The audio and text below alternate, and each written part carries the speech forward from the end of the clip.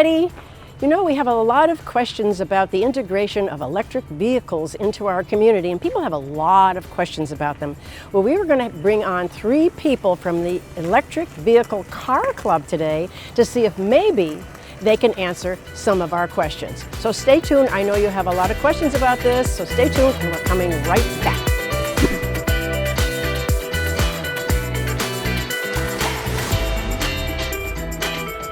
Well, now I'm speaking with Gary Serbenyuk. That's right. And Gary is the president of the newly formed EV, or Electric Vehicle Car Club, here in the village.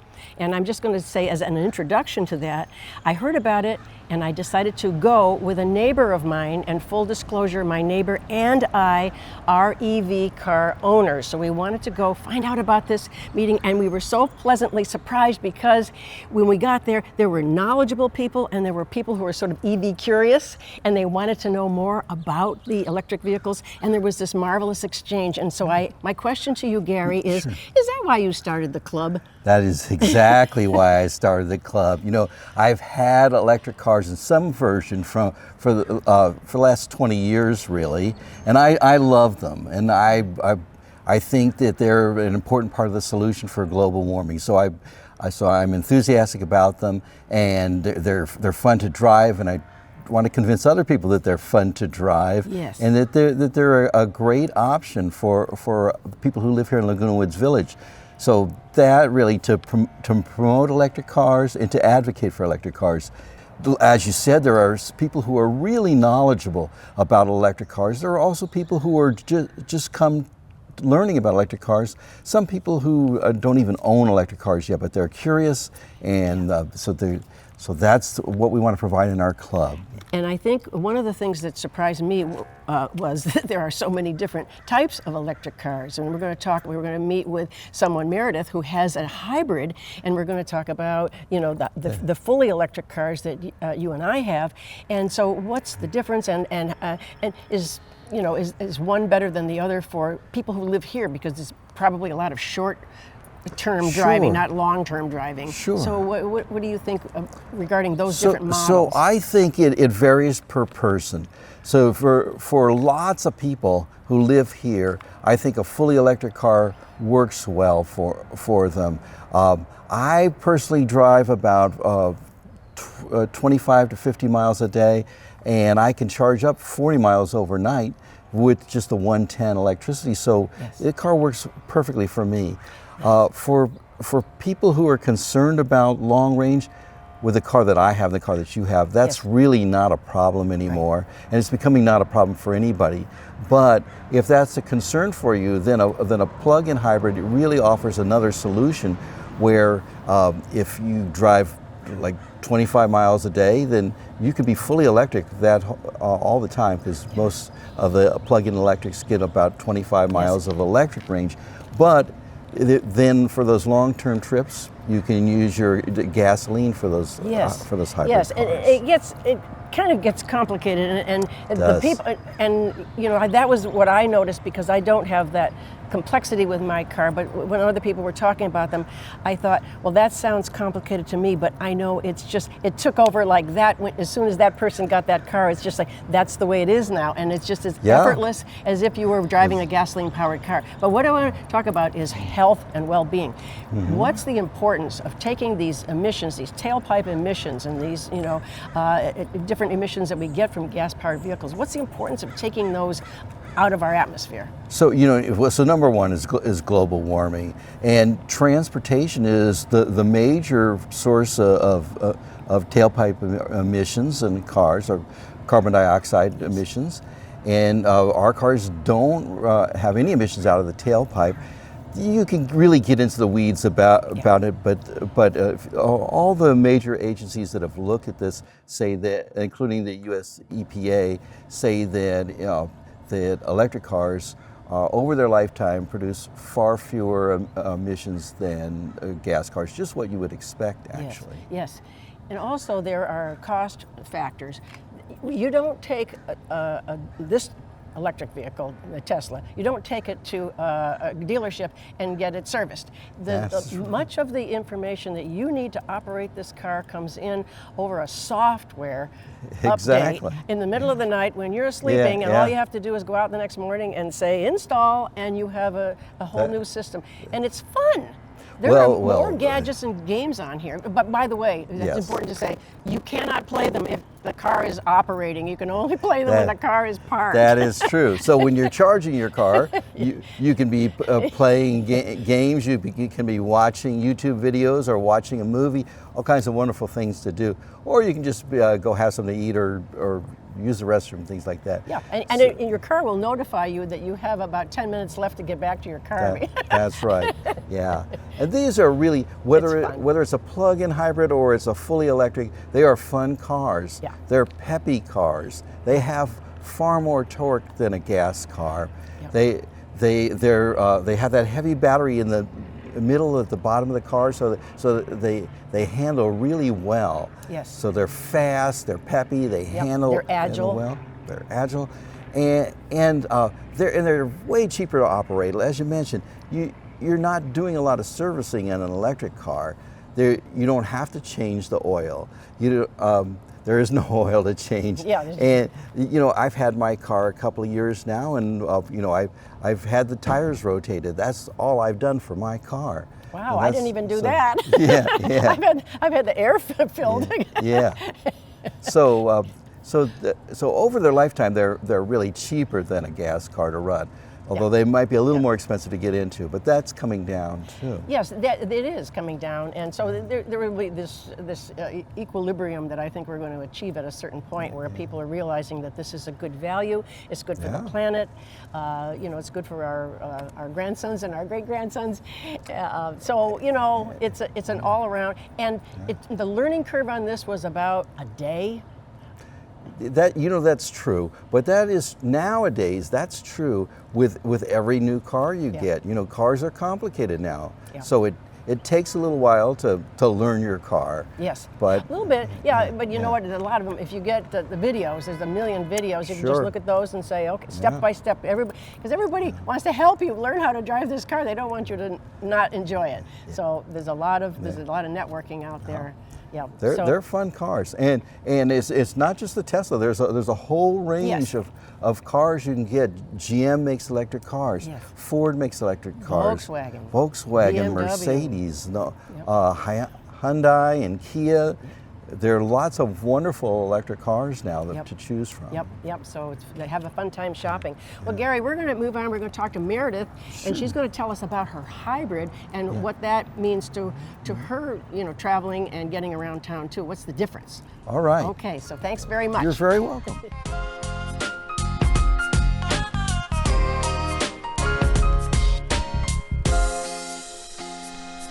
So now I'm speaking with Meredith Morgan. Now Meredith lives in the village and she drives a hybrid vehicle, and I'm going to let Mary describe what a hybrid vehicle is so I won't get it wrong. So okay, hi. What is it, Meredith? This is a plug-in hybrid, so I can charge my car by plugging it in up to 23 miles per charge, or just run it on just gas. And as I'm driving, I can choose a blend of gas and electric to stretch my gas mileage, or all electric and use up those miles I've charged. When you say choose, is there some sort of There's a button. There's a little button to cycle through. They call it auto, EV, and I forget, just gas. I forget the term. Yeah. But there's a selection in there that you can operate as you're driving. Yes, I could save my electricity for later if I wanted. That's amazing. However, since it's still, that's the plug-in part. Since it's still hybrid and has a big battery in the back, I'm still getting the benefit of a battery augmenting the gas that I'm using. So I'm still stretching the gas mileage no matter what I choose. And how is that battery being charged? Oh, I'm not, this one is, I don't know. Is it self-charging? It's always as it cycles through? Somewhat. Well, of course, when you're braking or coasting. Yeah, the regenerative braking. Yes, and the coasting also does it, and I can see that on the dash as it's happening. But the charging up, but otherwise I think I'm not really that familiar with how the larger battery maintains its charge, but it's Nobody always is. assisting. Yes, before this I had a not plug-in, just a hybrid. So that battery never needed to be recharged. It was always adding Yes. to the mileage. So this one is like that plus the plugging in. And the thing is, you know what? I don't know everything about my car. You don't know everything. And you know, we know enough to operate it safely and know if it needs anything. And the rest of it is just sort of kind of taken care of, you know? That's true. And maintenance-wise, it's been a breeze. Yeah. I've only taken care of oil and filter changes.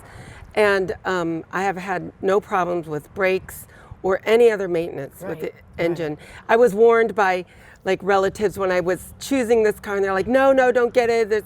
And fortunately, they were very wrong. It's been very trouble-free. Yes, well, I'm so glad you said that, because there's a lot of information out there, and they can sometimes get crossed over, and people, you know, misspeak or whatever, and it's hard to choose unless you're actually using the car, using the vehicle. Right. And, you know, I want to clarify something, because I mentioned the word regenerative braking. I want to explain it. That's when you have your foot on the accelerator. We don't get to call it a gas pedal.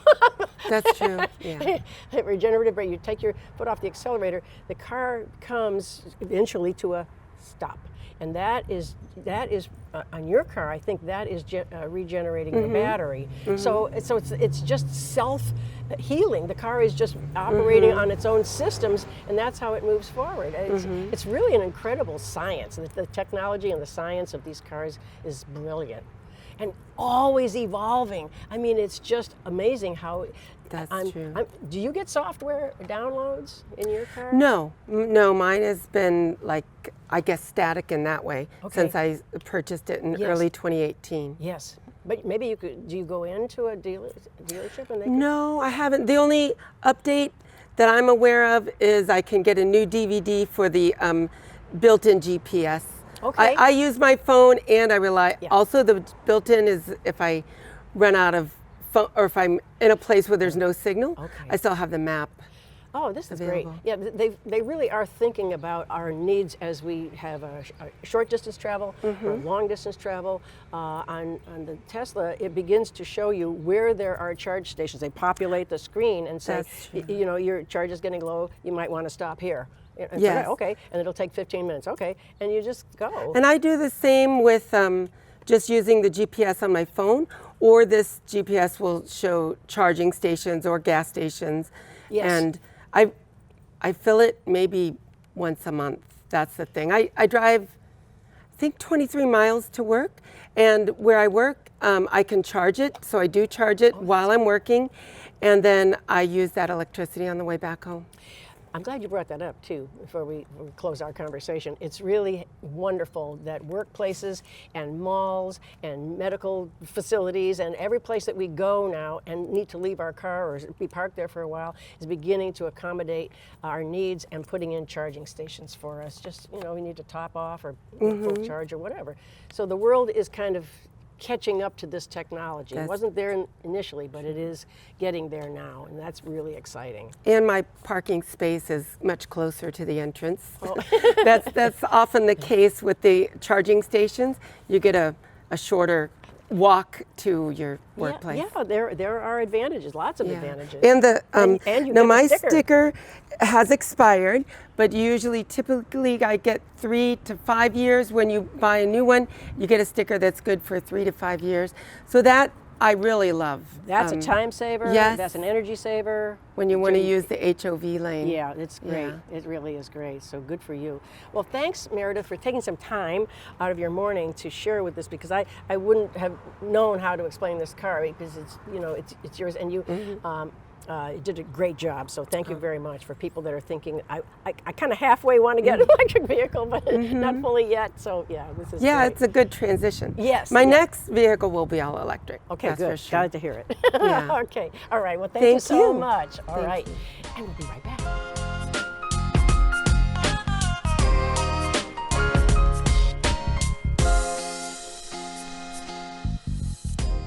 So Gary, what are you doing? Well, hello, Cyndee. So I'm just sitting in my car. It's a hot day. I've got the air conditioning on.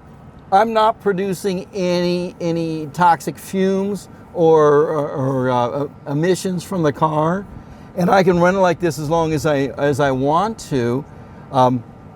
It's just one of the great features of an electric car. You stay cool, and you're not poisoning the people outside the car. Suppose you took somebody to the doctor and they're in there having their appointment and you're waiting outside. That is exactly right. I can stay out here. I can watch a movie out here while I'm waiting for them. Yeah, or they've gone into the store and you're out here having a good time. And I can listen to music and just enjoy myself in a cool, air-conditioned environment. Yeah, and you're not affecting the atmosphere around you. So you could do the same thing with a gas car, but you'd be producing a lot of smog, and with this you're not bothering your neighbors. Yeah.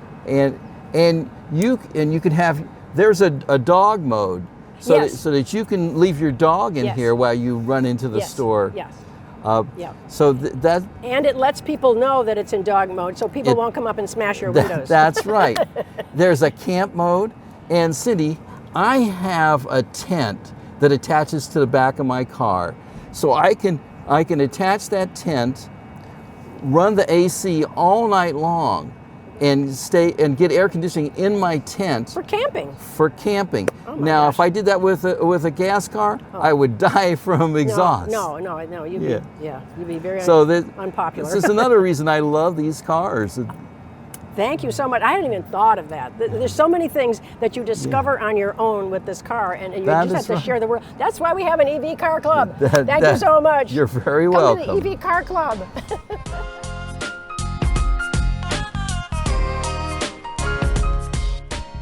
So now I'm talking to Mary Sinclair, and I met Mary at the EV car club meeting, and she was sitting behind me, and I said, "What kind of a car do you have, Mary?" And she said, "A Subaru." So I figured she was a bit of a ringer.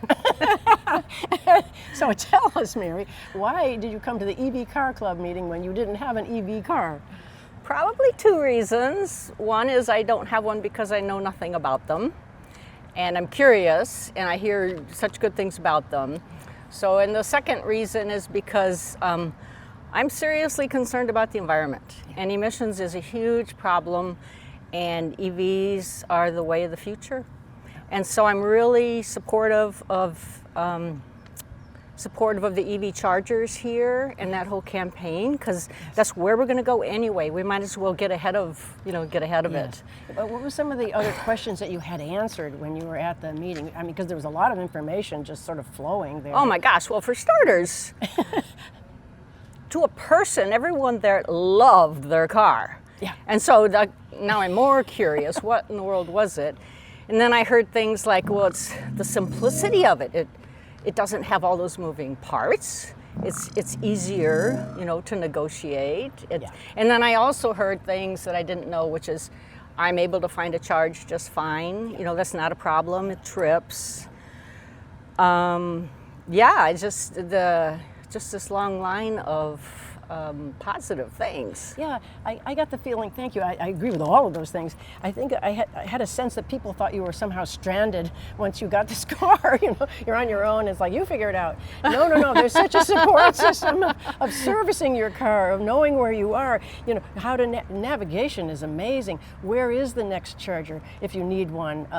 Just all of these things. Right? And they download things at night, if there's a new update on something, it might be navigation, it might be entertainment, it might be any number of things, and they tell you what it was, and that was that. Okay, so there's no servicing required on this car. You just pretty hard to believe. I know, and so that's a cost saver.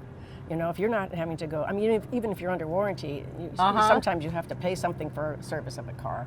So it's really sort of effortless and worry-free. And did you come away with that understanding, or were you a little bit more informed? Yeah, I came away thinking, well, that's doable. Yeah. So what needs to happen is pretty much more at the financial end of things. Yeah. Like I'm Scottish and I'm really frugal, and I see no reason to throw something away. If it's not broke, don't fix it, and if it's working fine. Oh, I know. My Scottish grandma's looking down on you right now. Yeah, that's like the new thing for environmental, is just be Scottish and you'll be fine. That's right. That's right. But anyway, I'm holding on to my Subaru. I love it. It's 10 years old. I pay less in insurance and license fees because it's old. It's also been a good car too. Does need servicing though. Well, I'll tell you, keep coming to the meetings, and I think by the time you do decide to get your EV car, you'll be so informed, you'll know what questions to ask, you know what model to choose, which, you know. And I'll know who to ask them. Oh yeah, and you've got a whole bunch of people supporting you right here in the village. That's probably going to be the defining factor. So Mary, you know what, you didn't have to show up today, but you did, and I really appreciate that you wanted to come and say, you know, I don't know a lot about this, but I'm, you know, really interested and eager to learn about it. So thank you so much for doing that. You're welcome. I'm a big believer in it. Oh, good. Well, we're glad you're here. And we'll be right back.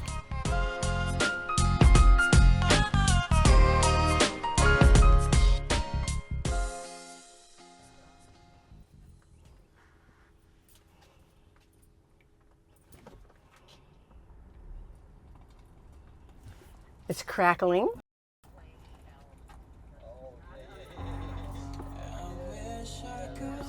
Music. And it's giving off heat.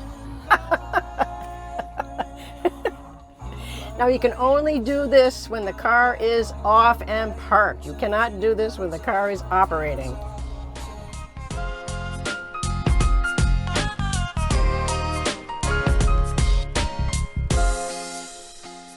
Now, Gary, we have had some of the folks that we're talking today and others that we've encountered, you know, are talking a lot about charging our cars. Sure. And there's some discussion about it presently. But I mean, let's back it out and say, how do we charge our cars in our community? What are the options for charging our cars? So the really sweet spot of electric car charging is to have a charger in your home where you're plugging in at night.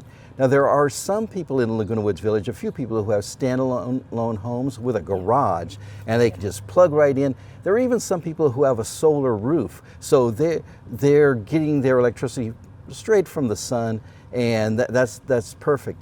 For most of us, we don't have that, but a lot of us can charge in at our carports. Now, if you do that, with the 110 electricity, you get about 4 miles an hour, and over 12 hours, that's 48 miles of range. So that works nicely. That's what I do, and it works nicely for me. If you can't do that, there are superchargers behind the community center, and the rate right now is 31 cents a kilowatt hour for residents. That's a cut rate, and for that it'll cost you about 16 bucks to charge your car fully. So you can drive 250 miles for 16 bucks. If you're not at the superchargers behind the community center, if you're on a trip, you can pay different rates. Generally it's about 42 cents a kilowatt hour, and for my car and your car, that's about 24 bucks to charge the car fully. So there's a lot of different options. Yes. And I wanted to add something when you were talking about the superchargers. There are superchargers, and some people know them as behind Polly's Pies. There are superchargers for Teslas. The idea of those is to not use them on a regular basis, because that's a high-powered charge, and if it's to be used on only a trip or something like that, or top off your car. So we can really get into the weeds. I know, with and this. I know I do that, but it's not healthy for the car to use that every day. Then that depends on your car. Okay. So if you have a Tesla Model 3 with a lithium iron phosphate battery, then you can charge it on those superchargers all the time, and it's not going to hurt your car. And another thing to mention is that these batteries last a long time. Every electric car sold in California is warranted, the battery, for 100,000 miles or 8 years, but they're built for 200,000 miles, and they're getting that much. So they're really great cars, and there's lots of options to charge them. Well, I thank you so much. That's deep enough for people who are, you know, thinking about it and, you know, want a little bit more information, a little bit more technical information about how to operate the car. So I thank you so much for that. And we're going to come right back.